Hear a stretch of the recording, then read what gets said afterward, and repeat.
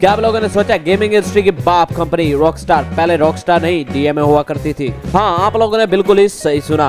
लेकिन उस टाइम पर किसी को भी पता नहीं था कि ये डीएमए नाम की कंपनी एक दिन जाकर गेमिंग इंडस्ट्री की बाप बन जाएगी। उस टाइम डीएमए के द्वारा आई गई सबसे खतरनाक गेम यहाँ पर आप स्क्रीन पर देख सकते हैं।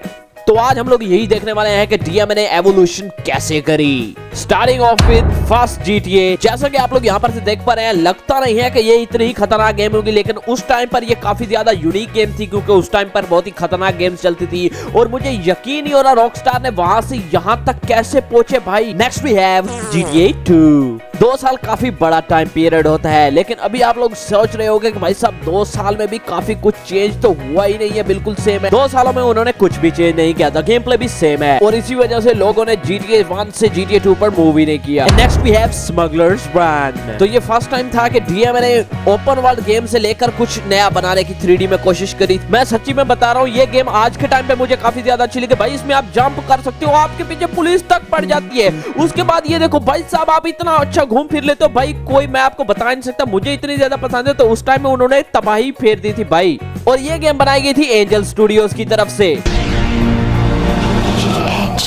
और ये इस कंपनी की एक अकेले ही खतरनाक गेम नहीं थी।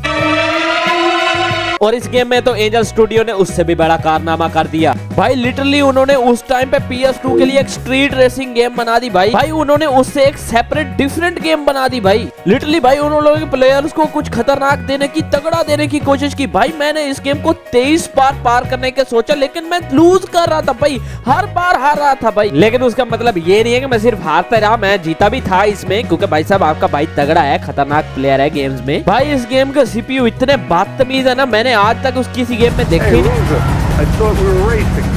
और उसी वक्त एंट्री मारती है मैक्स पेन। इस गेम को एक वायलेंट शूटिंग गेम और कुछ यूनिक वे में बनाया गया था भाई। गेमर्स पागल हो गए थे उस टाइम, बट इस गेम को एक रेमेडी नाम की कंपनी ने बनाया था। अरे भाई ये वही कंपनी है जिसने एलन वेक और कंट्रोल जैसी बढ़िया बढ़िया गेम्स बनाई हैं। मैक्स पेन 1 की बढ़िया सक्सेस के बाद रॉकस्टार को पता चल चुका था कि ये वाली गेम उनके लिए काफी ज्यादा बेनिफिशियल होने वाली है भाई। ये देखो आप लोग फेस पर ध्यान मत दो, लेकिन आप लोग गेम प्ले देखो भाई, क्या ही बढ़िया। ये देखो भाई, ऐसा उस टाइम पे था ही नहीं बिल्कुल ही। और इस गेम की स्टोरी टेलिंग और इस गेम की स्टोरी लाइन जो थी भाई, गेमर्स को छू गई। देखते देखते ये गेम एक बढ़िया हिट बन गई और इसने भाई साहब 45 मिलियन कैनेडियन डॉलर्स के जो है ना बिजनेस करा भाई। Angel studios hit, remedy hit, but DMA design क्या कर रही थी?